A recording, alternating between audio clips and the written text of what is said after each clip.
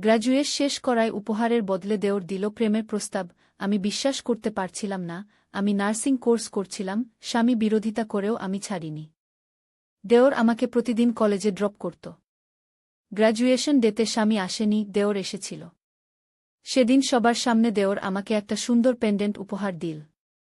বাড়ি ফেরার পথে গাড়িতে সে বলল, বুদি, তুমি জানো আমি কতদিন ধরে চেপে রেখেছি। আমি তোমাকে ভালোবাসি, শুধু বুদি হিসেবে নয়, আমার স্ত্রী হিসেবে চাই। তুমি পড়াশোনা করতে চাও, আমি তোমাকে সাপোর্ট করব। ভাইয়াকে ডিভোর্স দাও, আমাকে বিয়ে করো। আমি তোমাকে স্বপ্ন পূরণ করতে সাহায্য করব। আমি অবাক হয়ে তার দিকে তাকালাম। আমার জীবনের এই গুরুত্বপূর্ণ দিনে যেখানে আমার স্বামী আসেনি, সেখানে দেওর এসেছিল, আমাকে সাপোর্ট করেছিল। কিন্তু এখন সে আমাকে এভাবে দেখে।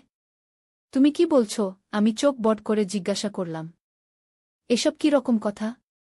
বুদি, আমি সত্যি বলছি। দেওর গাড়ি একপাশে পার্ক করল। আমি কতদিন ধরে দেখি ভাইয়া তোমার পড়াশোনা নিয়ে কত বিরোধিতা করে, কিন্তু আমি সবসময় তোমাকে সাপোর্ট করেছি, তাই না? কারণ আমি তোমাকে ভালোবাসি, তোমার স্বপ্নকেওই। আমি পেন্ডেন্টটা হাতে নিয়ে দেখতে লাগলাম। এটা একটা সুন্দর নার্সিং সিম্বল। তুমি আমাকে সাহায্য করেছ, সেজন্য আমি কৃতজ্ঞ। কিন্তু এসব কথা বলা অনুচিত। তুমি আমার দেওর, আমার স্বামীর ভাই। আমি জানি বুদি। দেওর আমার দিকে ঘুরে বসল। কিন্তু আমার হৃদয় যা বলে আমি তাই বলছি। আমি তোমাকে ভালোবাসি, তোমার স্বপ্নকেও। আমি চাই তুমি আমার স্ত্রী হও। আমি তোমাকে সব সাপোর্ট দেব যা ভাইজা কখনো দেয়নি। আমার হাত কাঁপতে লাগল। গ্র্যাজুয়েশনের খুশি এখন মিলিয়ে গেল। তুমি পাগল হয়ে গেছ। আমি তোমার ভাবিই থাকব, আর কিছু না। বুদি, আমার অনুভূতি পাগলামি নয়। দেওর আমার হাত ধরল। প্রতিদিন যখন আমি তোমাকে কলেজে নিয়ে যেতাম, তোমার মুখে সেই আনন্দ দেখে আমি বুঝতাম তুমি কতটা খুশি। আমি চাই সেই খুশি তোমার মুখে সারা জীবন থাক। ভাইয়া তোমাকে সেই খুশি দিতে পারেনি, আমি পারব। আমি তার হাত সরিয়ে দিলাম। এসব কথা আর কখনো বলবে না। আমাকে এখন বাড়ি নিয়ে চলো। বুদি, একবার ভেবে দেখো। দেওর আমার চোখের দিকে তাকাল। আমি তোমাকে সত্যিই ভালোবাসি। আমি তোমাকে স্ত্রী হিসেবে চাই, তোমার সব স্বপ্ন পূরণে সাহায্য করতে চাই। এই গল্পটি সম্পূর্ণ শুনলে আপনাদের পানি অটোমেটিক বের হয়ে যাবে, সো যত দ্রুত সম্ভব হাতের কাছে টিস্যু নিয়ে বসে পড়ো। বিছানার চাদর যেন নষ্ট না হয় সেটা সম্পূর্ণ খেয়াল রাখার অনুরোধ জানিয়ে গল্পটি এখন শুরু করব। তার আগে সর্বশেষ অনুরোধ, দয়া করে এমন পানি বের করার গল্প নিয়মিত শুনতে আমাদের চ্যানেলটি সকলেই সাবস্ক্রাইব করুন। ধন্যবাদ। হ্যালো বন্ধুরা, আমার নাম অনামিকা সেন। আমার বয়স ৪২ বছর। আমার স্বামীর নাম প্রতীক সেন, বয়স ৪৫ বছর। আমাদের ২ সন্তান, রোহন আর শাইনি। রোহন ১৯ বছর বয়সী, কলেজে পড়ে। শাইনি ১২ বছর বয়সী, স্কুলে যায়। আমার জীবনে এমন কিছু ঘটেছে যা আমি কখনো ভাবতেও পারিনি। আমার স্বামীর ছোট ভাই সুমিত, সে আমাদের বাড়িতেই থাকে। তার বয়স ৪০, বিয়ে করেনি। আমরা সবাই মিলে খুব সুন্দরভাবে থাকতাম। কিন্তু একদিন হঠাৎ করেই সবকিছু বদলে গেল। আমি সেদিন আমার পড়াশোনা শেষ করে হাসপাতালে একজন নার্স হিসেবে যোগ দিয়েছিলাম। আমার স্বামী প্রতীক আমার পড়াশোনা নিয়ে কখনোই উৎসাহী ছিল না। তার ধারণা ছিল আমার ঘরে থাকা উচিত, বাইরে কাজ করা নয়। কিন্তু আমি ছাড়িনি। সুমিত আমাকে সবসময় সাহায্য করত, সাপোর্ট দিত। প্রতিদিন সে আমাকে কলেজে ড্রপ করত, ক্লাস শেষে আবার নিয়ে আসত। আমার স্বামী রাগ করলেও সুমিত কখনো আমার সাপোর্ট করা ছাড়েনি। আমার গ্র্যাজুয়েশনের দিন প্রতীক আসেনি। সুমিত এসেছিল। সে আমাকে একটি সুন্দর পেন্ডেন্ট উপহার দিয়েছিল, একটি নার্সিং সিম্বল। আমি খুব খুশি হয়েছিলাম। কিন্তু বাড়ি ফেরার পথে হঠাৎ সুমিত আমাকে প্রেমের প্রস্তাব দিল। সে বলল সে আমাকে শুধু ভাবি হিসেবে নয়, তার স্ত্রী হিসেবে চায়। সে চায় আমি তার ভাইকে ডিভোর্স দিয়ে তাকে বিয়ে করি। সে আমাকে সবরকম সাপোর্ট দেবে বলে প্রতিশ্রুতি দিল। আমি বিশ্বাস করতে পারিনি। আমি সুমিতের উপর বিশ্বাস করতাম, কিন্তু সে এমন একটা প্রস্তাব দিয়ে আমাকে বিব্রত করে দিল। আমি তাকে স্পষ্ট করে বললাম যে এটা অসম্ভব, আমি কখনোই তার ভাইকে ছেড়ে তার সাথে থাকতে পারব না। সেদিন রাতে আমরা বাড়ি ফিরলাম। আমি সুমিতের কথা নিয়ে চিন্তিত ছিলাম। কোনোভাবেই আমার স্বামীকে এ ব্যাপারে বলতে পারিনি।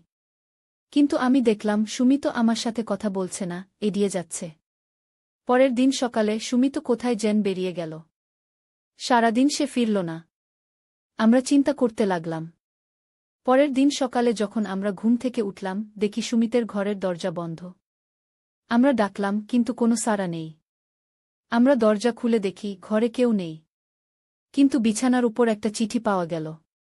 চিঠিতে লেখা ছিল, আমি কিছুদিনের জন্য বেরিয়ে যাচ্ছি। চিন্তা করবেন না, আমি ঠিক আছি। এতে আমরা কিছুটা স্বস্তি পেলাম, কিন্তু আমি ভেতরে ভেতরে জানতাম সুমিত কেন চলে গেছে। সে আমার প্রতিক্রিয়ায় হতাশ হয়েছিল, কিন্তু এটাও জানতাম এটাই সঠিক সিদ্ধান্ত ছিল। আমি আমার পরিবারকে ভালোবাসি, আমার স্বামীকেও। তার ভাইয়ের সাথে এমন সম্পর্ক অকল্পনীয়। কিন্তু এই ঘটনার কয়েকদিন পরে আমাদের বাড়িতে অদ্ভুত ঘটনা ঘটতে শুরু করল। প্রথমে আমরা খেয়াল করলাম আমাদের বাড়ির জিনিসপত্র সরে যাচ্ছে। আমি যেখানে রাখতাম পরের দিন দেখতাম অন্য জায়গায়। আমার স্বামী প্রতীক মনে করত আমি ভুলে যাচ্ছি, কিন্তু আমি জানতাম আমি কিছু ভুলিনি। একদিন রাতে আমরা সবাই ঘুমাচ্ছিলাম, হঠাৎ কিসের শব্দে আমার ঘুম ভেঙে গেল। যেন কেউ হাঁটছে, জিনিসপত্র নাড়াচাড়া করছে। আমি প্রতীককে ডাকলাম, কিন্তু সে গভীর ঘুমে। আমি ভয় পেয়ে আস্তে আস্তে উঠে দরজা খুললাম। করিডোরে কাউকে দেখতে পেলাম না, কিন্তু আমার মনে হলো কেউ আছে। আমি টর্চ নিয়ে বাড়ি খুঁজতে লাগলাম। কোথাও কাউকে দেখতে পেলাম না, কিন্তু বাচ্চাদের ঘরের সামনে এসে আমি দেখলাম একটা ছায়ামূর্তি ছায়ার মতো সরে গেল। আমি ভয়ে চিৎকার করে উঠলাম। প্রতীক আর বাচ্চারা ঘুম থেকে জেগে উঠল। প্রতীক বাড়ি খুঁজে দেখল, কিন্তু কিছুই পাওয়া গেল না। সে আমাকে বলল, স্বপ্ন দেখেছি। কিন্তু আমি জানতাম এটা স্বপ্ন ছিল না, কারো উপস্থিতি আমি অনুভব করেছিলাম। পরের দিন সকালে আমি আমার বাচ্চাদের স্কুলে দিয়ে হাসপাতালে গেলাম। কাজ করতে করতে হঠাৎ আমার মোবাইলে একটা মেসেজ এলো। নাম্বারটা অচেনা, বোঝা যাচ্ছিল না কার থেকে এসেছে। মেসেজে লেখা ছিল, তোমার বাড়িতে কেউ লুকিয়ে থাকতে পারে, সাবধান। আমি ভয় পেয়ে গেলাম। কে এই মেসেজ পাঠালো? কিভাবে সে আমার নাম্বার পেল? আমি প্রতীককে ফোন করলাম, কিন্তু সে ফোন ধরল না। আমি তখন রোহনকে ফোন করলাম। সে কলেজ থেকে বাড়ি ফিরেছিল। আমি তাকে সতর্ক করে দিলাম, ঘরের দরজা জানালা ভালো করে চেক করতে বললাম। সেদিন বাড়ি ফিরে আমি প্রতীককে মেসেজটা দেখালাম। সে বলল একটা প্র্যাঙ্ক হবে, কেউ মজা করছে, কিন্তু আমি ততটা নিশ্চিত ছিলাম না। আমার মনে হচ্ছিল কিছু একটা ঘটতে যাচ্ছে। সেই রাতে ঘুমাতে যাওয়ার আগে আমি সুমিতের ঘরটা দেখতে গেলাম। আমি জানতাম না কেন, কিন্তু কিছু একটা আমাকে সেখানে টেনে নিয়ে গেল। ঘরটা এখন খালি। সুমিত চলে যাওয়ার পর আমরা সেখানে ঢুকিনি। আমি দরজা খুলে ভেতরে ঢুকলাম। ঘরটা অন্ধকার। আমি লাইট জ্বালাতে গেলাম, কিন্তু সুইচ টিপলেও লাইট জ্বলল না। আমি মোবাইলের টর্চ জ্বালালাম। ঘরটা যেমন ছিল ঠিক তেমনই আছে। আমি চারপাশে তাকালাম। হঠাৎ আমার নজর পড়ল সুমিতের বইয়ের আলমারির দিকে। আমি সেখানে গেলাম। আলমারিতে বই সাজানো। আমি একটু একটু করে দেখতে লাগলাম। হঠাৎ আমার হাতে এলো একটা ডায়েরি। আমি ডায়েরিটা খুললাম। সেখানে সুমিতের হাতের লেখা। আমি ডায়েরিটা পড়তে লাগলাম। প্রথম দিকের পাতাগুলোতে সাধারণ দিনলিপি, কিন্তু যত পড়তে লাগলাম ততই চমকে উঠতে লাগলাম। সুমিত লিখেছে সে আমাকে ভালোবাসে। শুধু তাই নয়, সে আমার স্বামীকে পথ থেকে সরিয়ে দিতে চায়, যাতে আমি তার কাছে চলে আসি। আমি ভয়ে কাঁপতে লাগলাম। এটা কি সত্যি? সুমিত কি এতটাই পাগল হয়ে গেছে? আমি আরও পড়তে লাগলাম।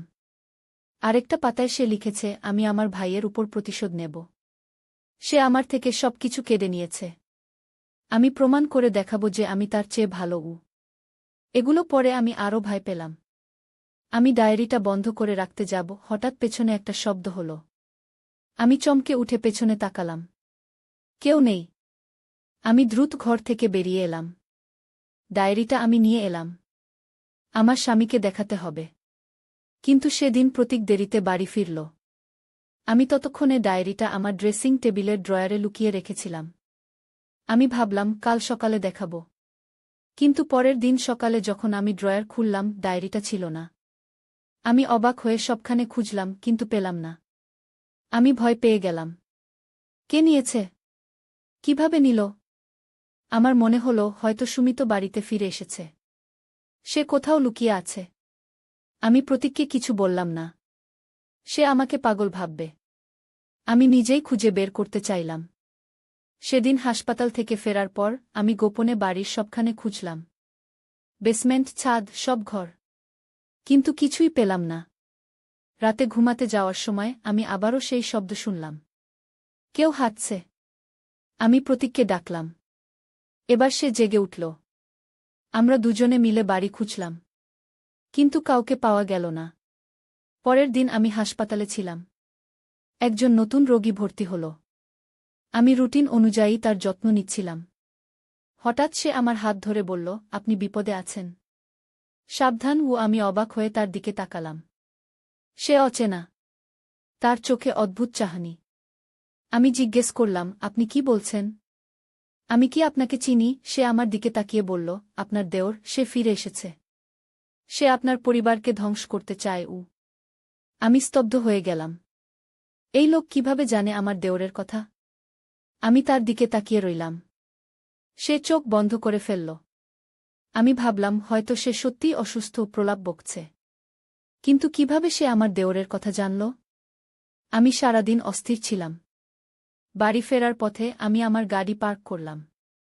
হঠাৎ আমার মনে হলো কেউ আমাকে ফলো করছে। আমি চারপাশে তাকালাম, কিন্তু কাউকে দেখতে পেলাম না।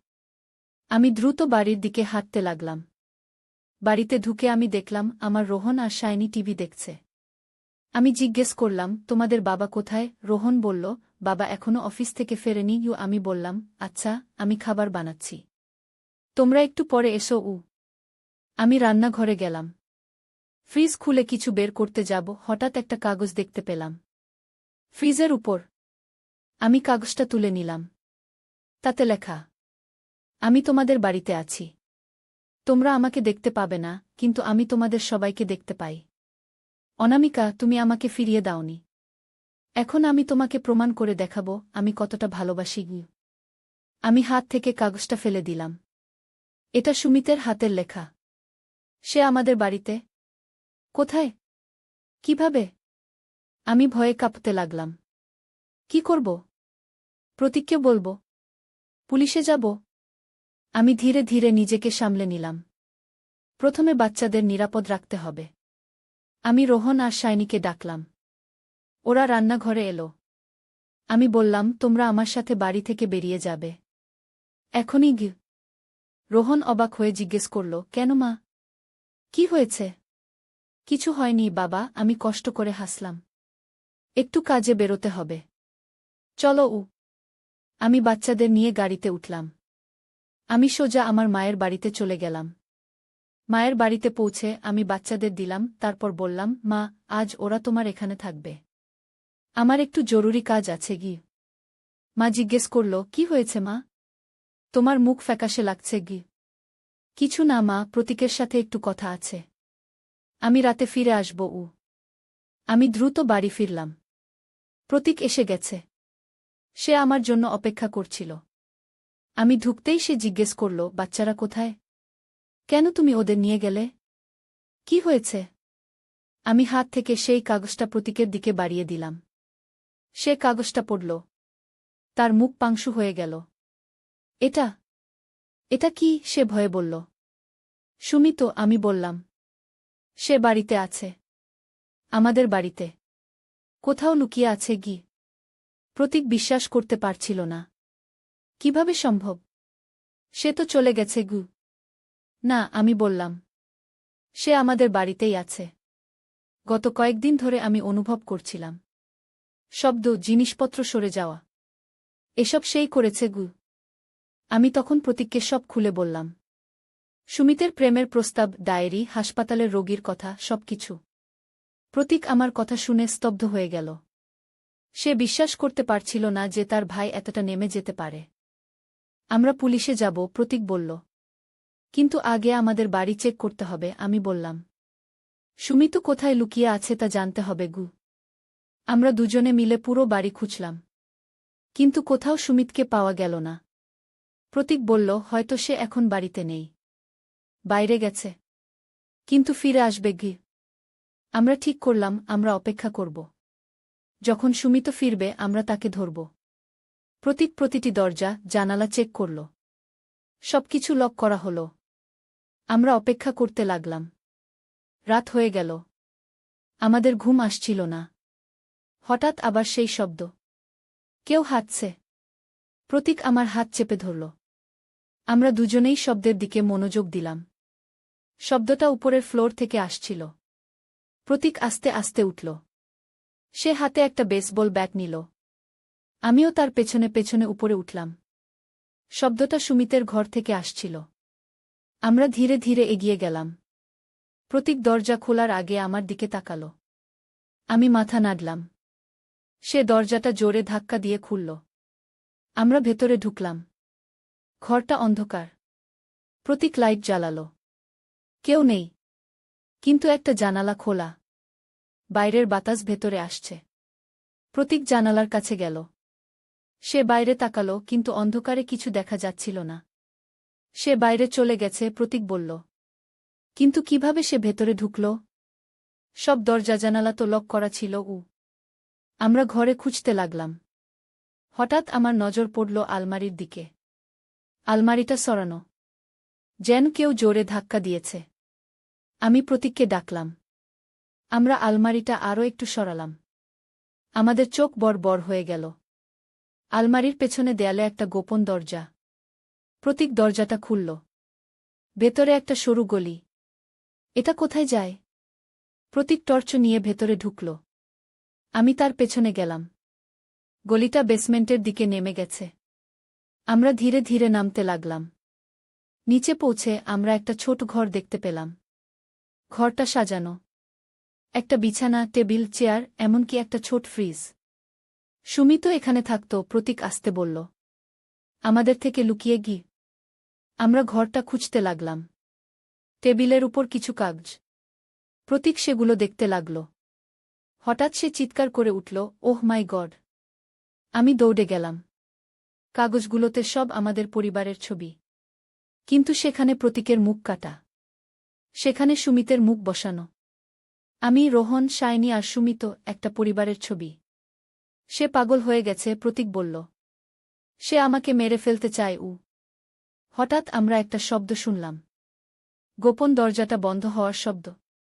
আমরা দৌড়ে সিঁড়ির দিকে গেলাম, কিন্তু দরজা বন্ধ। আমরা আটকা পড়ে গেলাম। সুমিত, প্রতীক চিৎকার করে ডাকল। দরজা খোলো। কোনো উত্তর নেই। আমরা দরজায় ধাক্কা দিতে লাগলাম, কিন্তু দরজা খুলল না। হঠাৎ একটা বিষাক্ত গন্ধ আমাদের নাকে এলো। গ্যাস! সুমিত আমাদের মেরে ফেলতে চায়। প্রতীক তার শার্ট খুলে আমার নাকমুখ থেকে দিল। শ্বাস নিও না, সে বলল। আমরা অন্য কোনো পথ খুঁজতে হবে। আমরা ঘরের চারপাশে খুঁজতে লাগলাম। কোনো জানালা, দরজা নেই। আমরা আটকা পড়ে গেছি। গ্যাসের গন্ধ ক্রমশ বেড়ে যাচ্ছিল। আমার চোখ জ্বলতে শুরু করল। আমার মাথা ঘুরতে লাগল। প্রতীক ঘরের মেঝে খুঁজতে লাগল। হঠাৎ সে একটা জায়গায় ঠোকর দিতে লাগল। এখানে একটা দরজা আছে, সে বলল। আমাদের এটা খুলতে হবে। সে বেসবল ব্যাট দিয়ে মেঝেতে আঘাত করতে লাগল। কয়েক মিনিট পর মেঝে ভেঙে গেল। নিচে আরেকটা সিঁড়ি। আমরা দ্রুত নামতে লাগলাম। সিঁড়ি আমাদের বাড়ির বাইরে নিয়ে গেল। আমরা বাগানে পৌঁছে গেলাম। আমরা দুজনেই হাঁপাতে লাগলাম। আমাদের পুলিশে যেতে হবে, প্রতীক বলল। এখনই গিয়ে। হঠাৎ একটা আওয়াজ শুনে আমরা পেছনে তাকালাম। সুমিত সেখানে দাঁড়িয়ে, হাতে একটা ছুরি। তোমরা আমার ঘরে ঢুকলে কেন? সে জিজ্ঞেস করল। তার চোখে পাগলামির চাহনি। সুমিত, তুমি কি করছ? প্রতীক ধীরে ধীরে এগিয়ে গেল। আমরা তোমার পরিবার। না, সুমিত চিৎকার করে উঠল। তুমি আমার পরিবার নও। তুমি সবসময় আমাকে নিচে নামিয়ে রাখতে। সবসময় আমার উপর শাসন করতে। আমি ভালোবাসি অনামিকাকে। কিন্তু তুমি তাকে পেলে কেন? কারণ তুমি বড় ভাই। সবসময় তুমিই সব পেয়েছ। সুমিত, তুমি ভুল করছ, আমি বললাম। আমি তোমাকে শ্রদ্ধা করি, কিন্তু ভালোবাসি প্রতীককে। আমরা পরিবার, সুমিত। তুমি আমাদের পরিবারের সদস্য। না, সুমিত আবার চিৎকার করল। তুমি আমার হবে। প্রতীক আমাদের মাঝে দাঁড়াতে পারবে না। সে ছুরি উঁচিয়ে প্রতীকের দিকে দৌড়ে গেল। প্রতীক সামনে থেকে সরে গেল। সুমিত থমকে দাঁড়াল, তারপর আবার আক্রমণ করল। প্রতীক তার হাত থেকে ছুরি ফেলে দেওয়ার চেষ্টা করল, কিন্তু সুমিত তাকে ঠেলে দিল। প্রতীক মাটিতে পড়ে গেল। সুমিত ছুরি উঁচিয়ে প্রতীকের দিকে এগিয়ে গেল। আমি দৌড়ে গিয়ে সুমিতকে ধাক্কা দিলাম। সে ভারসাম্য হারিয়ে পড়ে গেল। ছুরিটা তার হাত থেকে পড়ে গেল। প্রতীক উঠে দাঁড়াল। সে সুমিতকে ধরে ফেলল। তারা দুজনে ধস্তাধস্তি করতে লাগল। আমি দৌড়ে গিয়ে ফোন করলাম পুলিশকে। কয়েক মিনিট পর পুলিশ এসে পৌঁছাল। তারা সুমিতকে গ্রেফতার করল। প্রতীকের গালে ছুরির আঘাতে রক্ত ঝরছিল। আমি তার কাছে গেলাম। তুমি ঠিক আছো? হ্যাঁ, সে বলল। কিন্তু সুমিত, আমি বিশ্বাস করতে পারছি না যে সে এমন করবে গু। সে অসুস্থ, আমি বললাম। তার চিকিৎসার প্রয়োজন। পুলিশ আমাদের বাড়ি সার্চ করল। তারা সুমিতের গোপন ঘর আবিষ্কার করল, সেখানে তার ডায়েরি, ছবি এবং আরও অনেক প্রমাণ পাওয়া গেল। সুমিত মানসিক রোগে আক্রান্ত ছিল। সে প্রতীকের প্রতি ঈর্ষাজ বলছিল, আর আমাকে নিয়ে তার পাগলামি বেড়ে গিয়েছিল। সুমিতকে একটি মানসিক হাসপাতালে ভর্তি করা হল। ডাক্তাররা বললেন সে সিজোফ্রেনিয়ায় ভুগছিল। সে কল্পনা করত যে আমি তাকে ভালোবাসি, আর প্রতীক আমাদের মাঝে বাধা। আমরা ধীরে ধীরে স্বাভাবিক জীবনে ফিরে এলাম। আমরা বাড়ি বদলে ফেললাম, কারণ আমরা সেই বাড়িতে আর থাকতে পারছিলাম না। সেখানে অনেক খারাপ স্মৃতি ছিল। 1 বছর পর আমি আবার সেই হাসপাতালে গেলাম যেখানে সেই রোগী ছিল যে আমাকে সতর্ক করেছিল। আমি তাকে খুঁজতে লাগলাম, কিন্তু নার্সরা বলল সেখানে সেই নামে কেউ ভর্তি হয়নি। আমি তাদের রোগীর চেহারা বর্ণনা করলাম, কিন্তু তারা বলল সেরকম কেউ সেখানে ছিল না। এটা কিভাবে সম্ভব? আমি নিজের চোখে দেখেছিলাম, সে আমার সাথে কথা বলেছিল। আমি রেকর্ড রুমে গেলাম। সেদিনের রেকর্ড চেক করলাম। সেখানে কোনো তথ্য নেই। যেন সে কখনো সেখানে ছিলই না। এই রহস্য আমি কখনো বুঝতে পারিনি। কে ছিল সেই রোগী? কিভাবে সে জানত সুমিতের কথা? কিভাবে সে জানত যে আমি বিপদে? কিছু জিনিস হয়তো কখনোই ব্যাখ্যা করা যায় না। কিন্তু আমি জানি যে কেউই হোক, সে আমাদের বাঁচিয়েছিল। সে না থাকলে হয়তো আমরা সুমিতের পাগলামি সম্পর্কে জানতে পারতাম না, আর ভয়ঙ্কর কিছু ঘটতে পারত। আজ আমরা নতুন জীবন শুরু করেছি। প্রতীক, রোহন, শাইনি আর আমরা আবার সুখী পরিবার। কিন্তু আমি কখনো ভুলব না সেই রহস্যময় রোগীকে, যার মুখে সেদিন আমি আমার ভবিষ্যতের সতর্কবাণী শুনেছিলাম। কখনো কখনো আমার মনে হয় সেই রোগী আসলে আমাদের পরিবারের একজন রক্ষাকর্তা ছিল, যে আমাদের বিপদ থেকে বাঁচাতে চেয়েছিল। আমি এখনো জানি না সে কে ছিল, কিন্তু আমি তার কাছে চিরকৃতজ্ঞ থাকব। কারণ তার জন্যই আজ আমি আর আমার পরিবার সুরক্ষিত। জীবনে অনেক রহস্য থাকে যার উত্তর আমরা কখনো পাই না। কিন্তু এই রহস্যগুলোই আমাদের জীবনকে করে তোলে অনন্য ও অবিস্মরণীয়। পরের দিন সকালে যখন আমরা ঘুম থেকে উঠলাম, দেখি সুমিতের ঘরের দরজা বন্ধ। আমরা ডাকলাম, কিন্তু কোনো সাড়া নেই। আমরা দরজা খুলে দেখি ঘরে কেউ নেই। কিন্তু বিছানার উপর একটা চিঠি পাওয়া গেল। চিঠিতে লেখা ছিল, আমি কিছুদিনের জন্য বেরিয়ে যাচ্ছি। চিন্তা করবেন না। আমি ঠিক আছি। এতে আমরা কিছুটা স্বস্তি পেলাম, কিন্তু আমি ভেতরে ভেতরে জানতাম সুমিত কেন চলে গেছে। সে আমার প্রতিক্রিয়ায় হতাশ হয়েছিল। কিন্তু এটাও জানতাম এটাই সঠিক সিদ্ধান্ত ছিল। আমি আমার পরিবারকে ভালোবাসি, আমার স্বামীকেও। তার ভাইয়ের সাথে এমন সম্পর্ক অকল্পনীয়। কিন্তু এই ঘটনার কয়েকদিন পরে আমাদের বাড়িতে অদ্ভুত ঘটনা ঘটতে শুরু করল। প্রথমে আমরা খেয়াল করলাম আমাদের বাড়ির জিনিসপত্র সরে যাচ্ছে। আমি যেখানে রাখতাম পরের দিন দেখতাম অন্য জায়গায়। আমার স্বামী প্রতীক মনে করত আমি ভুলে যাচ্ছি। কিন্তু আমি জানতাম আমি কিছু ভুলিনি। একদিন রাতে আমরা সবাই ঘুমাচ্ছিলাম, হঠাৎ কিসের শব্দে আমার ঘুম ভেঙে গেল। যেন কেউ হাঁটছে, জিনিসপত্র নাড়াচাড়া করছে। আমি প্রতীককে ডাকলাম, কিন্তু সে গভীর ঘুমে। আমি ভয় পেয়ে আস্তে আস্তে উঠে দরজা খুললাম।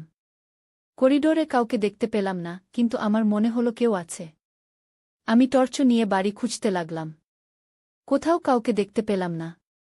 কিন্তু বাচ্চাদের ঘরের সামনে এসে আমি দেখলাম একটা ছায়ামূর্তি ছায়ার মতো সরে গেল। আমি ভয়ে চিৎকার করে উঠলাম। প্রতীক আর বাচ্চারা ঘুম থেকে জেগে উঠল। প্রতীক বাড়ি খুঁজে দেখল, কিন্তু কিছুই পাওয়া গেল না। সে আমাকে বলল, স্বপ্ন দেখেছি। কিন্তু আমি জানতাম এটা স্বপ্ন ছিল না। কারো উপস্থিতি আমি অনুভব করেছিলাম। পরের দিন সকালে আমি আমার বাচ্চাদের স্কুলে দিয়ে হাসপাতালে গেলাম। কাজ করতে করতে হঠাৎ আমার মোবাইলে একটা মেসেজ এলো। নাম্বারটা অচেনা, বোঝা যাচ্ছিল না কার থেকে এসেছে। মেসেজে লেখা ছিল, তোমার বাড়িতে কেউ লুকিয়ে থাকতে পারে, সাবধান। আমি ভয় পেয়ে গেলাম। কে এই মেসেজ পাঠালো? কিভাবে সে আমার নাম্বার পেল? আমি প্রতীককে ফোন করলাম, কিন্তু সে ফোন ধরল না। আমি তখন রোহনকে ফোন করলাম। সে কলেজ থেকে বাড়ি ফিরেছিল। আমি তাকে সতর্ক করে দিলাম, ঘরের দরজা জানালা ভালো করে চেক করতে বললাম। সেদিন বাড়ি ফিরে আমি প্রতীককে মেসেজটা দেখালাম। সে বলল, একটা প্র্যাঙ্ক হবে, কেউ মজা করছে, কিন্তু আমি ততটা নিশ্চিত ছিলাম না। আমার মনে হচ্ছিল কিছু একটা ঘটতে যাচ্ছে। সেই রাতে ঘুমাতে যাওয়ার আগে আমি সুমিতের ঘরটা দেখতে গেলাম। আমি জানতাম না কেন, কিন্তু কিছু একটা আমাকে সেখানে টেনে নিয়ে গেল। ঘরটা এখন খালি। সুমিত চলে যাওয়ার পর আমরা সেখানে ঢুকিনি। আমি দরজা খুলে ভেতরে ঢুকলাম। ঘরটা অন্ধকার। আমি লাইট জ্বালাতে গেলাম, কিন্তু সুইচ টিপলেও লাইট জ্বলল না। আমি মোবাইলের টর্চ জ্বালালাম। ঘরটা যেমন ছিল ঠিক তেমনই আছে। আমি চারপাশে তাকালাম। হঠাৎ আমার নজর পড়ল সুমিতের বইয়ের আলমারির দিকে। আমি সেখানে গেলাম। আলমারিতে বই সাজানো। আমি একটু একটু করে দেখতে লাগলাম। হঠাৎ আমার হাতে এলো একটা ডায়েরি। আমি ডায়েরিটা খুললাম। সেখানে সুমিতের হাতের লেখা। আমি ডায়েরিটা পড়তে লাগলাম। প্রথম দিকের পাতাগুলোতে সাধারণ দিনলিপি। কিন্তু যত পড়তে লাগলাম ততই চমকে উঠতে লাগলাম। সুমিত লিখেছে সে আমাকে ভালোবাসে। শুধু তাই নয়, সে আমার স্বামীকে পথ থেকে সরিয়ে দিতে চায়, যাতে আমি তার কাছে চলে আসি। আমি ভয়ে কাঁপতে লাগলাম। এটা কি সত্যি? সুমিত কি এতটাই পাগল হয়ে গেছে? আমি আরও পড়তে লাগলাম। আরেকটা পাতায় সে লিখেছে, আমি আমার ভাইয়ের উপর প্রতিশোধ নেব। সে আমার থেকে সবকিছু কেড়ে নিয়েছে। আমি প্রমাণ করে দেখাবো যে আমি তার চেয়ে ভালো। এগুলো পরে আমি আরও ভয় পেলাম। আমি ডায়েরিটা বন্ধ করে রাখতে যাব, হঠাৎ পেছনে একটা শব্দ হল। আমি চমকে উঠে পেছনে তাকালাম। কেউ নেই। আমি দ্রুত ঘর থেকে বেরিয়ে এলাম। ডায়েরিটা আমি নিয়ে এলাম। আমার স্বামীকে দেখাতে হবে। কিন্তু সেদিন প্রতীক দেরিতে বাড়ি ফিরল। আমি ততক্ষণে ডায়েরিটা আমার ড্রেসিং টেবিলের ড্রয়ারে লুকিয়ে রেখেছিলাম। আমি ভাবলাম কাল সকালে দেখাব। কিন্তু পরের দিন সকালে যখন আমি ড্রয়ার খুললাম, ডায়েরিটা ছিল না। আমি অবাক হয়ে সবখানে খুঁজলাম, কিন্তু পেলাম না। আমি ভয় পেয়ে গেলাম। কে নিয়েছে? কিভাবে নিল? আমার মনে হল হয়তো সুমিত বাড়িতে ফিরে এসেছে। সে কোথাও লুকিয়ে আছে। আমি প্রতীককে কিছু বললাম না। সে আমাকে পাগল ভাববে। আমি নিজেই খুঁজে বের করতে চাইলাম। সেদিন হাসপাতাল থেকে ফেরার পর আমি গোপনে বাড়ির সবখানে খুঁজলাম। বেসমেন্ট, ছাদ, সব ঘর। কিন্তু কিছুই পেলাম না। রাতে ঘুমাতে যাওয়ার সময় আমি আবারও সেই শব্দ শুনলাম। কেউ হাঁটছে। আমি প্রতীককে ডাকলাম। এবার সে জেগে উঠল। আমরা দুজনে মিলে বাড়ি খুঁজলাম। কিন্তু কাউকে পাওয়া গেল না। পরের দিন আমি হাসপাতালে ছিলাম। একজন নতুন রোগী ভর্তি হল। আমি রুটিন অনুযায়ী তার যত্ন নিচ্ছিলাম। হঠাৎ সে আমার হাত ধরে বলল, আপনি বিপদে আছেন, সাবধান। আমি অবাক হয়ে তার দিকে তাকালাম। সে অচেনা। তার চোখে অদ্ভুত চাহনি। আমি জিজ্ঞেস করলাম, আপনি কি বলছেন? আমি কি আপনাকে চিনি? সে আমার দিকে তাকিয়ে বলল, আপনার দেওর, সে ফিরে এসেছে। সে আপনার পরিবারকে ধ্বংস করতে চায়। আমি স্তব্ধ হয়ে গেলাম। এই লোক কিভাবে জানে আমার দেওরের কথা? আমি তার দিকে তাকিয়ে রইলাম। সে চোখ বন্ধ করে ফেলল। আমি ভাবলাম হয়তো সে সত্যিই অসুস্থ, প্রলাপ বকছে। কিন্তু কিভাবে সে আমার দেওরের কথা জানল? আমি সারাদিন অস্থির ছিলাম। বাড়ি ফেরার পথে আমি আমার গাড়ি পার্ক করলাম। হঠাৎ আমার মনে হলো কেউ আমাকে ফলো করছে। আমি চারপাশে তাকালাম, কিন্তু কাউকে দেখতে পেলাম না। আমি দ্রুত বাড়ির দিকে হাঁটতে লাগলাম। বাড়িতে ঢুকে আমি দেখলাম আমার রোহন আর শাইনি টিভি দেখছে। আমি জিজ্ঞেস করলাম, তোমাদের বাবা কোথায়? রোহন বলল, বাবা এখনো অফিস থেকে ফেরেনি। আমি বললাম, আচ্ছা, আমি খাবার বানাচ্ছি, তোমরা একটু পরে এসো। আমি রান্নাঘরে গেলাম। ফ্রিজ খুলে কিছু বের করতে যাব, হঠাৎ একটা কাগজ দেখতে পেলাম। ফ্রিজের উপর। আমি কাগজটা তুলে নিলাম। তাতে লেখা, আমি তোমাদের বাড়িতে আছি। তোমরা আমাকে দেখতে পাবে না, কিন্তু আমি তোমাদের সবাইকে দেখতে পাই। অনামিকা, তুমি আমাকে ফিরিয়ে দাওনি। এখন আমি তোমাকে প্রমাণ করে দেখাবো আমি কতটা ভালোবাসি। আমি হাত থেকে কাগজটা ফেলে দিলাম। এটা সুমিতের হাতের লেখা। সে আমাদের বাড়িতে। কোথায়? কিভাবে? আমি ভয়ে কাঁপতে লাগলাম। কি করব? প্রতীককে বলবো? পুলিশে যাব? আমি ধীরে ধীরে নিজেকে সামলে নিলাম। প্রথমে বাচ্চাদের নিরাপদ রাখতে হবে। আমি রোহন আর শাইনিকে ডাকলাম। ওরা রান্নাঘরে এলো। আমি বললাম, তোমরা আমার সাথে বাড়ি থেকে বেরিয়ে যাবে এখনই। রোহন অবাক হয়ে জিজ্ঞেস করল, কেন মা? কি হয়েছে? কিছু হয়নি বাবা, আমি কষ্ট করে হাসলাম। একটু কাজে বেরোতে হবে। চলো। আমি বাচ্চাদের নিয়ে গাড়িতে উঠলাম। আমি সোজা আমার মায়ের বাড়িতে চলে গেলাম।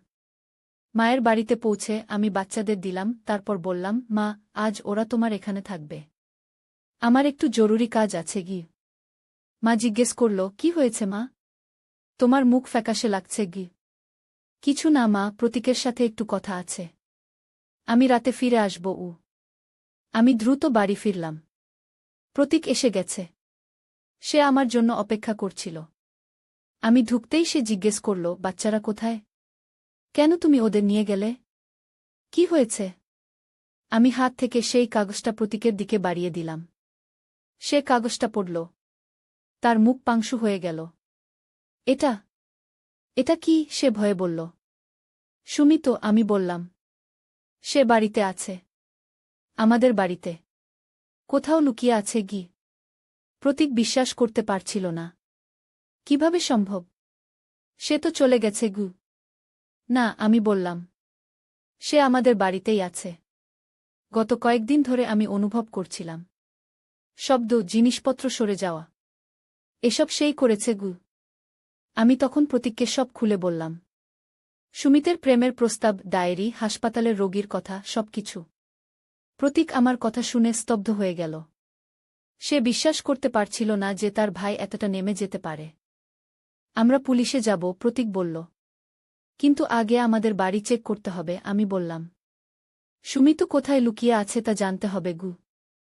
আমরা দুজনে মিলে পুরো বাড়ি খুঁজলাম। কিন্তু কোথাও সুমিতকে পাওয়া গেল না। প্রতীক বলল, হয়তো সে এখন বাড়িতে নেই। বাইরে গেছে। কিন্তু ফিরে আসবে। আমরা ঠিক করলাম, আমরা অপেক্ষা করব। যখন সুমিত ফিরবে আমরা তাকে ধরব। প্রতীক প্রতিটি দরজা, জানালা চেক করল। সবকিছু লক করা হলো। আমরা অপেক্ষা করতে লাগলাম। রাত হয়ে গেল। আমাদের ঘুম আসছিল না। হঠাৎ আবার সেই শব্দ। কেউ হাঁটছে। প্রতীক আমার হাত চেপে ধরল। আমরা দুজনেই শব্দের দিকে মনোযোগ দিলাম। শব্দটা উপরের ফ্লোর থেকে আসছিল। প্রতীক আস্তে আস্তে উঠল। সে হাতে একটা বেসবল ব্যাট নিল। আমিও তার পেছনে পেছনে উপরে উঠলাম। শব্দটা সুমিতের ঘর থেকে আসছিল। আমরা ধীরে ধীরে এগিয়ে গেলাম। প্রতীক দরজা খোলার আগে আমার দিকে তাকাল। আমি মাথা নাড়লাম। সে দরজাটা জোরে ধাক্কা দিয়ে খুলল। আমরা ভেতরে ঢুকলাম। ঘরটা অন্ধকার। প্রতীক লাইট জ্বালাল। কেউ নেই। কিন্তু একটা জানালা খোলা। বাইরের বাতাস ভেতরে আসছে। প্রতীক জানালার কাছে গেল। সে বাইরে তাকাল, কিন্তু অন্ধকারে কিছু দেখা যাচ্ছিল না। সে বাইরে চলে গেছে, প্রতীক বলল। কিন্তু কিভাবে সে ভেতরে ঢুকল? সব দরজা জানালা তো লক করা ছিল। আমরা ঘরে খুঁজতে লাগলাম। হঠাৎ আমার নজর পড়ল আলমারির দিকে। আলমারিটা সরানো। যেন কেউ জোরে ধাক্কা দিয়েছে। আমি প্রতীককে ডাকলাম। আমরা আলমারিটা আরও একটু সরালাম। আমাদের চোখ বড় হয়ে গেল। আলমারির পেছনে দেয়ালে একটা গোপন দরজা। প্রতীক দরজাটা খুলল। ভেতরে একটা সরু গলি। এটা কোথায় যায়? প্রতীক টর্চ নিয়ে ভেতরে ঢুকল। আমি তার পেছনে গেলাম। গলিটা বেসমেন্টের দিকে নেমে গেছে। আমরা ধীরে ধীরে নামতে লাগলাম। নিচে পৌঁছে আমরা একটা ছোট ঘর দেখতে পেলাম। ঘরটা সাজানো। একটা বিছানা, টেবিল, চেয়ার, এমনকি একটা ছোট ফ্রিজ। সুমিত এখানে থাকত, প্রতীক আসতে বলল। আমাদের থেকে লুকিয়ে গিয়ে আমরা ঘরটা খুঁজতে লাগলাম। টেবিলের উপর কিছু কাগজ। প্রতীক সেগুলো দেখতে লাগল। হঠাৎ সে চিৎকার করে উঠল, ওহ মাই গড! আমি দৌড়ে গেলাম। কাগজগুলোতে সব আমাদের পরিবারের ছবি। কিন্তু সেখানে প্রতীকের মুখ কাটা। সেখানে সুমিতের মুখ বসানো। আমি, রোহন, শাইনি আর সুমিত, একটা পরিবারের ছবি। সে পাগল হয়ে গেছে, প্রতীক বলল। সে আমাকে মেরে ফেলতে চায়। হঠাৎ আমরা একটা শব্দ শুনলাম। গোপন দরজাটা বন্ধ হওয়ার শব্দ। আমরা দৌড়ে সিঁড়ির দিকে গেলাম, কিন্তু দরজা বন্ধ। আমরা আটকা পড়ে গেলাম। সুমিত, প্রতীক চিৎকার করে ডাকল, দরজা খোলো। কোনো উত্তর নেই। আমরা দরজায় ধাক্কা দিতে লাগলাম, কিন্তু দরজা খুলল না। হঠাৎ একটা বিষাক্ত গন্ধ আমাদের নাকে এলো। গ্যাস! সুমিত আমাদের মেরে ফেলতে চায়। প্রতীক তার শার্ট খুলে আমার নাকমুখ থেকে দিল। শ্বাস নিও না, সে বলল। আমরা অন্য কোনো পথ খুঁজতে হবে। আমরা ঘরের চারপাশে খুঁজতে লাগলাম। কোনো জানালা, দরজা নেই। আমরা আটকা পড়ে গেছি। গ্যাসের গন্ধ ক্রমশ বেড়ে যাচ্ছিল। আমার চোখ জ্বলতে শুরু করল। আমার মাথা ঘুরতে লাগল। প্রতীক ঘরের মেঝে খুঁজতে লাগল। হঠাৎ সে একটা জায়গায় ঠোকর দিতে লাগল। এখানে একটা দরজা আছে, সে বলল। আমাদের এটা খুলতে হবে। সে বেসবল ব্যাট দিয়ে মেঝেতে আঘাত করতে লাগল। কয়েক মিনিট পর মেঝে ভেঙে গেল। নিচে আরেকটা সিঁড়ি। আমরা দ্রুত নামতে লাগলাম। সিঁড়ি আমাদের বাড়ির বাইরে নিয়ে গেল। আমরা বাগানে পৌঁছে গেলাম। আমরা দুজনেই হাঁপাতে লাগলাম। আমাদের পুলিশে যেতে হবে, প্রতীক বলল। এখনই গিয়ে। হঠাৎ একটা আওয়াজ শুনে আমরা পেছনে তাকালাম। সুমিত সেখানে দাঁড়িয়ে, হাতে একটা ছুরি। তোমরা আমার ঘরে ঢুকলে কেন? সে জিজ্ঞেস করল। তার চোখে পাগলামির চাহনি। সুমিত, তুমি কি করছ? প্রতীক ধীরে ধীরে এগিয়ে গেল। আমরা তোমার পরিবার। না, সুমিত চিৎকার করে উঠল। তুমি আমার পরিবার নও। তুমি সবসময় আমাকে নিচে নামিয়ে রাখতে। সবসময় আমার উপর শাসন করতে। আমি ভালোবাসি অনামিকাকে। কিন্তু তুমি তাকে পেলে কেন? কারণ তুমি বড় ভাই। সবসময় তুমিই সব পেয়েছ। সুমিত, তুমি ভুল করছ, আমি বললাম। আমি তোমাকে শ্রদ্ধা করি, কিন্তু ভালোবাসি প্রতীককে। আমরা পরিবার, সুমিত। তুমি আমাদের পরিবারের সদস্য। না, সুমিত আবার চিৎকার করল। তুমি আমার হবে। প্রতীক আমাদের মাঝে দাঁড়াতে পারবে না। সে ছুরি উঁচিয়ে প্রতীকের দিকে দৌড়ে গেল। প্রতীক সামনে থেকে সরে গেল। সুমিত থমকে দাঁড়াল, তারপর আবার আক্রমণ করল। প্রতীক তার হাত থেকে ছুরি ফেলে দেওয়ার চেষ্টা করল, কিন্তু সুমিত তাকে ঠেলে দিল। প্রতীক মাটিতে পড়ে গেল। সুমিত ছুরি উঁচিয়ে প্রতীকের দিকে এগিয়ে গেল। আমি দৌড়ে গিয়ে সুমিতকে ধাক্কা দিলাম। সে ভারসাম্য হারিয়ে পড়ে গেল। ছুরিটা তার হাত থেকে পড়ে গেল। প্রতীক উঠে দাঁড়াল। সে সুমিতকে ধরে ফেলল। তারা দুজনে ধস্তাধস্তি করতে লাগল। আমি দৌড়ে গিয়ে ফোন করলাম পুলিশকে। কয়েক মিনিট পর পুলিশ এসে পৌঁছাল। তারা সুমিতকে গ্রেফতার করল। প্রতীকের গালে ছুরির আঘাতে রক্ত ঝরছিল। আমি তার কাছে গেলাম। তুমি ঠিক আছো? হ্যাঁ, সে বলল। কিন্তু সুমিত, আমি বিশ্বাস করতে পারছি না যে সে এমন করবে। সে অসুস্থ, আমি বললাম। তার চিকিৎসার প্রয়োজন। পুলিশ আমাদের বাড়ি সার্চ করল। তারা সুমিতের গোপন ঘর আবিষ্কার করল। সেখানে তার ডায়েরি, ছবি এবং আরও অনেক প্রমাণ পাওয়া গেল। সুমিত মানসিক রোগে আক্রান্ত ছিল। সে প্রতীকের প্রতি ঈর্ষাজ বলছিল, আর আমাকে নিয়ে তার পাগলামি বেড়ে গিয়েছিল। সুমিতকে একটি মানসিক হাসপাতালে ভর্তি করা হল।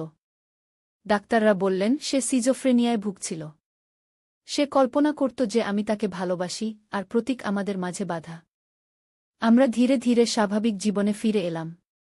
আমরা বাড়ি বদলে ফেললাম, কারণ আমরা সেই বাড়িতে আর থাকতে পারছিলাম না। সেখানে অনেক খারাপ স্মৃতি ছিল।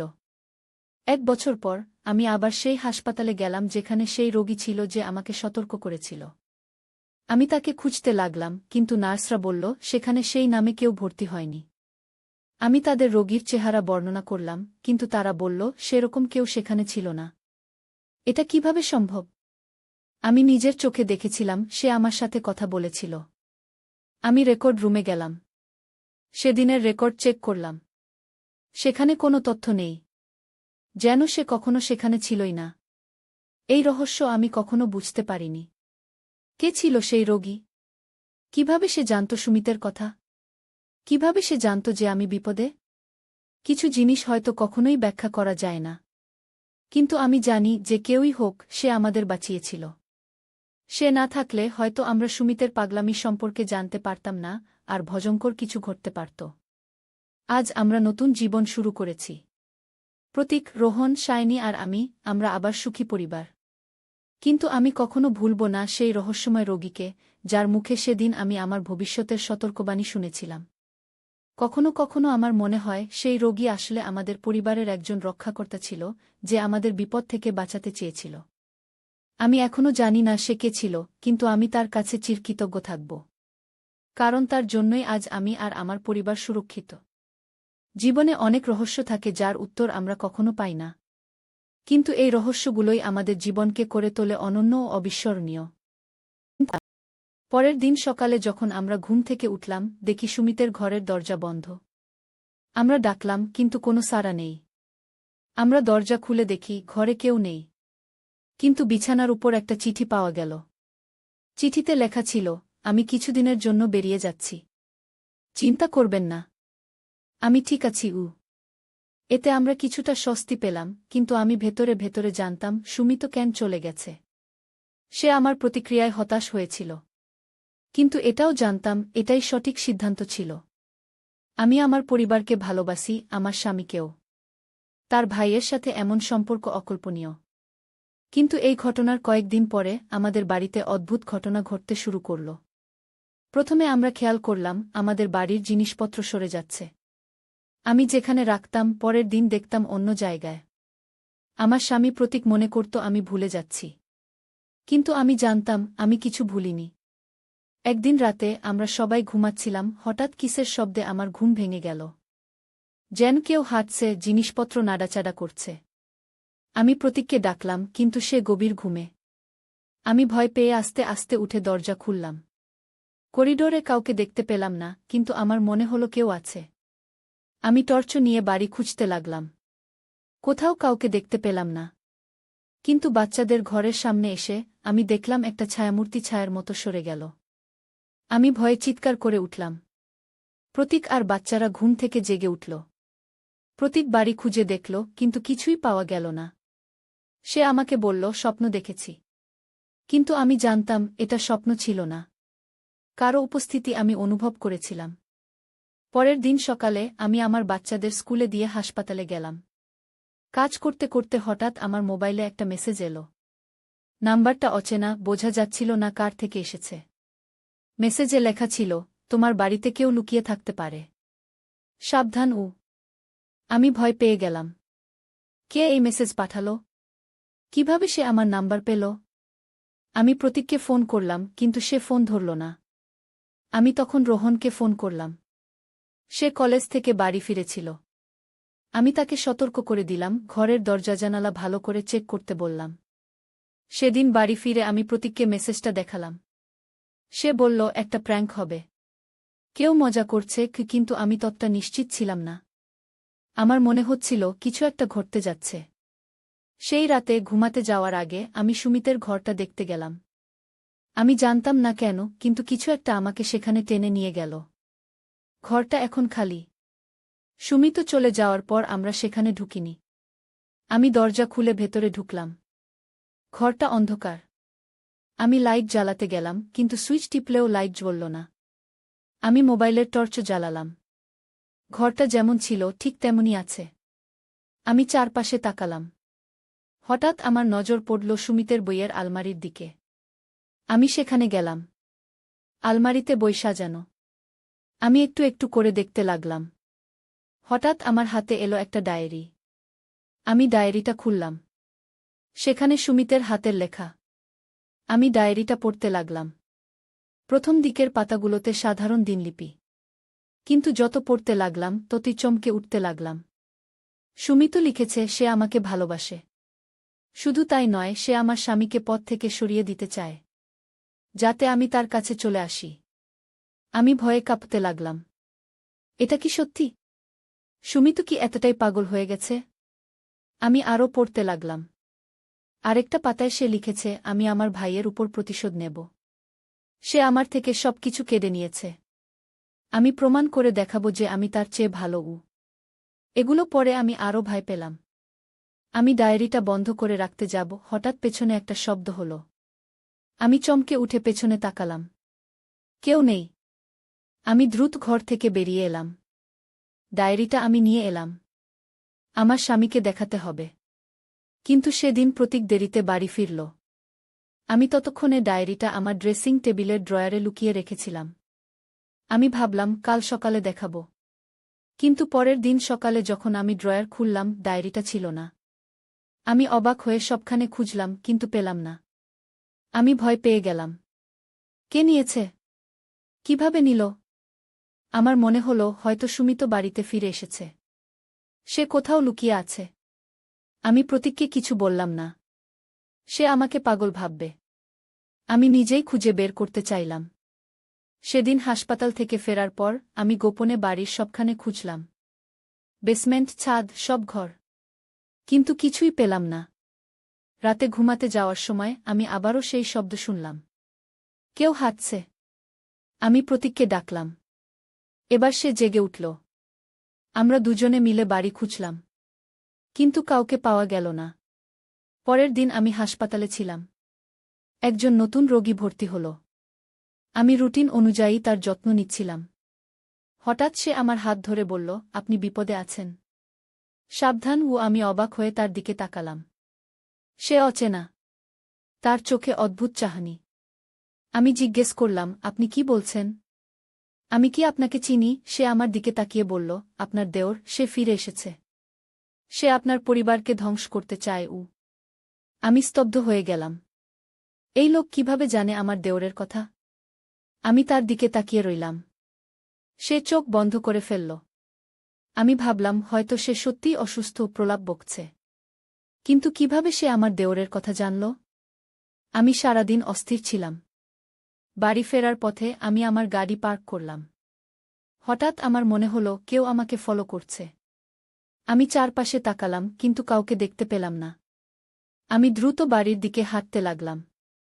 বাড়িতে ঢুকে আমি দেখলাম আমার রোহন আর শাইনি টিভি দেখছে। আমি জিজ্ঞেস করলাম, তোমাদের বাবা কোথায়? রোহন বলল, বাবা এখনো অফিস থেকে ফেরেনি। আমি বললাম, আচ্ছা, আমি খাবার বানাচ্ছি। তোমরা একটু পরে এসো। আমি রান্নাঘরে গেলাম।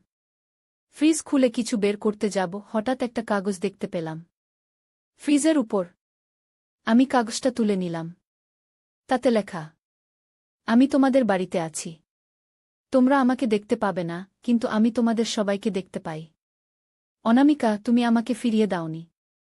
এখন আমি তোমাকে প্রমাণ করে দেখাবো আমি কতটা ভালোবাসি। আমি হাত থেকে কাগজটা ফেলে দিলাম। এটা সুমিতের হাতের লেখা। সে আমাদের বাড়িতে। কোথায়? কিভাবে? আমি ভয়ে কাঁপতে লাগলাম। কি করব? প্রতীককে বলবো? পুলিশে যাব? আমি ধীরে ধীরে নিজেকে সামলে নিলাম। প্রথমে বাচ্চাদের নিরাপদ রাখতে হবে। আমি রোহন আর শাইনিকে ডাকলাম। ওরা রান্নাঘরে এলো। আমি বললাম, তোমরা আমার সাথে বাড়ি থেকে বেরিয়ে যাবে এখনই। রোহন অবাক হয়ে জিজ্ঞেস করল, কেন মা? কি হয়েছে? কিছু হয়নি বাবা, আমি কষ্ট করে হাসলাম। একটু কাজে বেরোতে হবে। চলো। আমি বাচ্চাদের নিয়ে গাড়িতে উঠলাম। আমি সোজা আমার মায়ের বাড়িতে চলে গেলাম। মায়ের বাড়িতে পৌঁছে আমি বাচ্চাদের দিলাম, তারপর বললাম, মা, আজ ওরা তোমার এখানে থাকবে। আমার একটু জরুরি কাজ আছে। মা জিজ্ঞেস করল, কি হয়েছে মা? তোমার মুখ ফ্যাকাশে লাগছে। কিছু না মা, প্রতীকের সাথে একটু কথা আছে। আমি রাতে ফিরে আসব। আমি দ্রুত বাড়ি ফিরলাম। প্রতীক এসে গেছে। সে আমার জন্য অপেক্ষা করছিল। আমি ঢুকতেই সে জিজ্ঞেস করল, বাচ্চারা কোথায়? কেন তুমি ওদের নিয়ে গেলে? কি হয়েছে? আমি হাত থেকে সেই কাগজটা প্রতীকের দিকে বাড়িয়ে দিলাম। সে কাগজটা পড়ল। তার মুখ পাংশু হয়ে গেল। এটা এটা কি? সে ভয়ে বলল। সুমিত, আমি বললাম। সে বাড়িতে আছে। আমাদের বাড়িতে।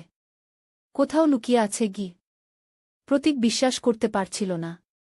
কিভাবে সম্ভব? সে তো চলে গেছে গু। না, আমি বললাম। সে আমাদের বাড়িতেই আছে। গত কয়েকদিন ধরে আমি অনুভব করছিলাম। শব্দ, জিনিসপত্র সরে যাওয়া। এসব সেই করেছে গু। আমি তখন প্রতীককে সব খুলে বললাম। সুমিতের প্রেমের প্রস্তাব, ডায়েরি, হাসপাতালের রোগীর কথা, সবকিছু। প্রতীক আমার কথা শুনে স্তব্ধ হয়ে গেল। সে বিশ্বাস করতে পারছিল না যে তার ভাই এতটা নেমে যেতে পারে। আমরা পুলিশে যাব, প্রতীক বলল। কিন্তু আগে আমাদের বাড়ি চেক করতে হবে, আমি বললাম। সুমিত কোথায় লুকিয়ে আছে তা জানতে হবে গু। আমরা দুজনে মিলে পুরো বাড়ি খুঁজলাম। কিন্তু কোথাও সুমিতকে পাওয়া গেল না। প্রতীক বলল, হয়তো সে এখন বাড়িতে নেই। বাইরে গেছে। কিন্তু ফিরে আসবে গি। আমরা ঠিক করলাম, আমরা অপেক্ষা করব। যখন সুমিত ফিরবে আমরা তাকে ধরব। প্রতীক প্রতিটি দরজা, জানালা চেক করল। সবকিছু লক করা হলো। আমরা অপেক্ষা করতে লাগলাম। রাত হয়ে গেল। আমাদের ঘুম আসছিল না। হঠাৎ আবার সেই শব্দ। কেউ হাঁটছে। প্রতীক আমার হাত চেপে ধরল। আমরা দুজনেই শব্দের দিকে মনোযোগ দিলাম। শব্দটা উপরের ফ্লোর থেকে আসছিল। প্রতীক আস্তে আস্তে উঠল। সে হাতে একটা বেসবল ব্যাট নিল। আমিও তার পেছনে পেছনে উপরে উঠলাম। শব্দটা সুমিতের ঘর থেকে আসছিল। আমরা ধীরে ধীরে এগিয়ে গেলাম। প্রতীক দরজা খোলার আগে আমার দিকে তাকাল। আমি মাথা নাড়লাম।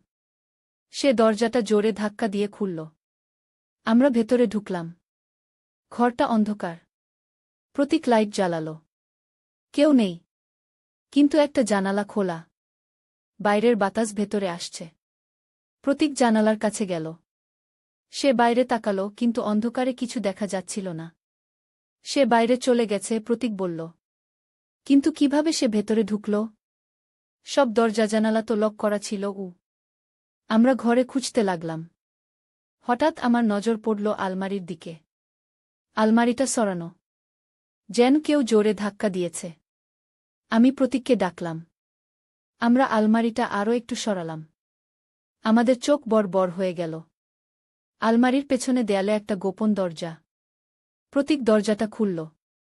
ভেতরে একটা সরু গলি। এটা কোথায় যায়? প্রতীক টর্চ নিয়ে ভেতরে ঢুকল। আমি তার পেছনে গেলাম। গলিটা বেসমেন্টের দিকে নেমে গেছে।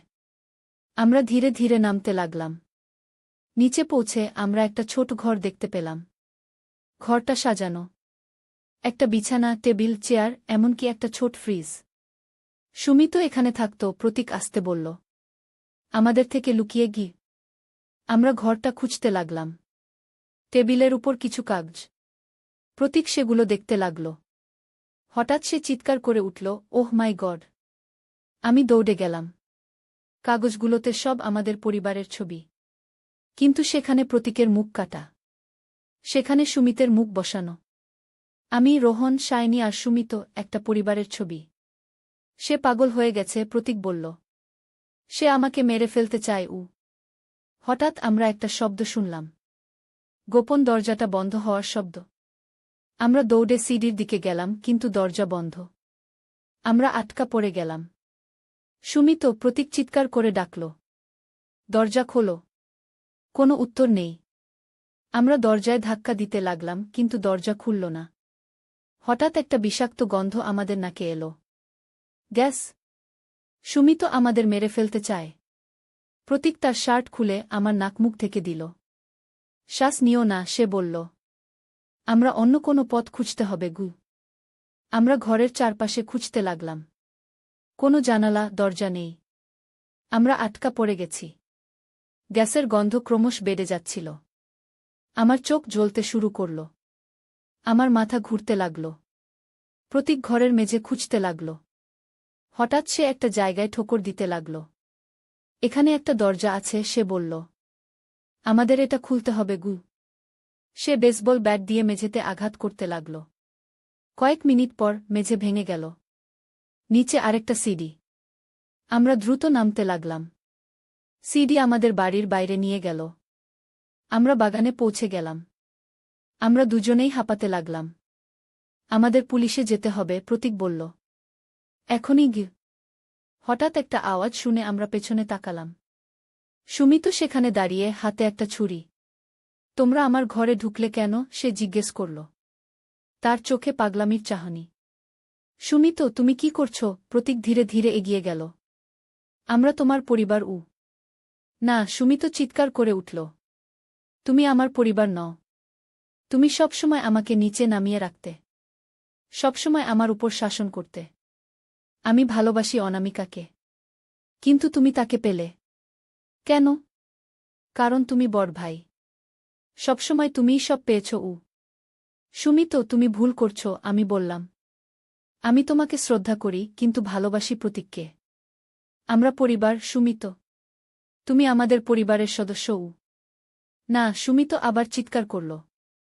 তুমি আমার হবে। প্রতীক আমাদের মাঝে দাঁড়াতে পারবে না। গি।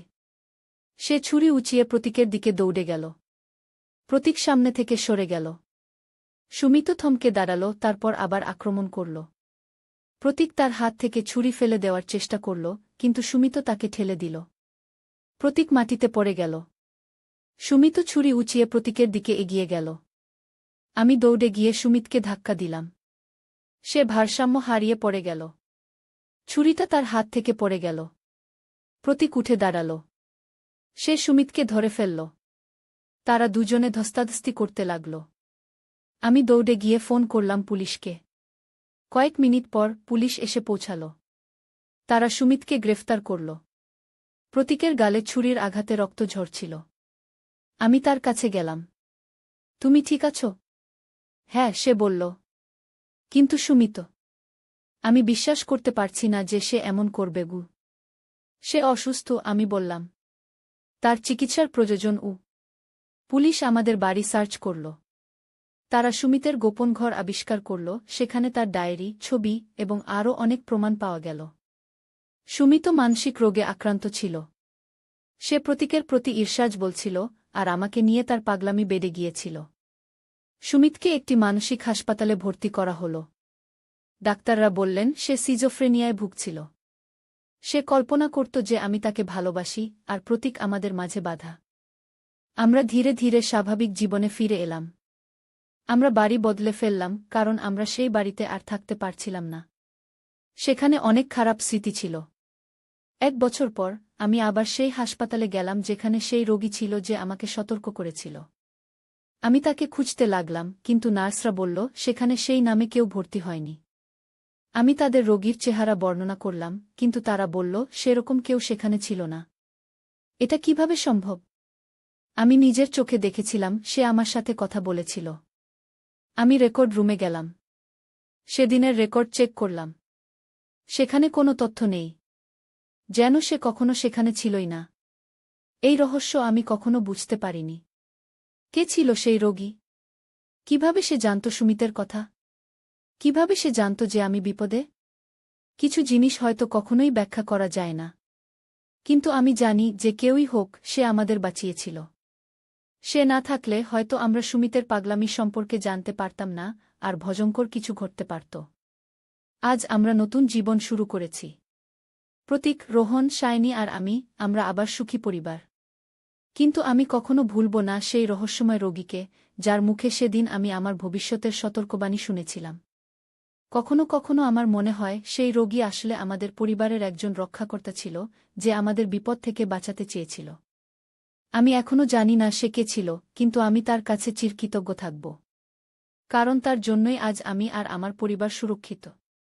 জীবনে অনেক রহস্য থাকে যার উত্তর আমরা কখনো পাই না। কিন্তু এই রহস্যগুলোই আমাদের জীবনকে করে তোলে অনন্য ও অবিস্মরণীয়।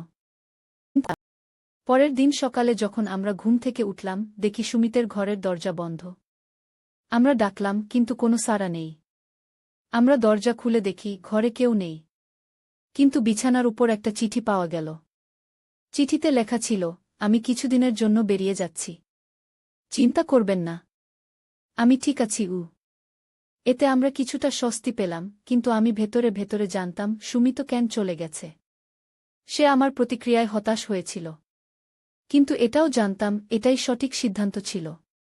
আমি আমার পরিবারকে ভালোবাসি, আমার স্বামীকেও। তার ভাইয়ের সাথে এমন সম্পর্ক অকল্পনীয়। কিন্তু এই ঘটনার কয়েকদিন পরে আমাদের বাড়িতে অদ্ভুত ঘটনা ঘটতে শুরু করল। প্রথমে আমরা খেয়াল করলাম আমাদের বাড়ির জিনিসপত্র সরে যাচ্ছে। আমি যেখানে রাখতাম পরের দিন দেখতাম অন্য জায়গায়। আমার স্বামী প্রতীক মনে করত আমি ভুলে যাচ্ছি। কিন্তু আমি জানতাম আমি কিছু ভুলিনি। একদিন রাতে আমরা সবাই ঘুমাচ্ছিলাম, হঠাৎ কিসের শব্দে আমার ঘুম ভেঙে গেল।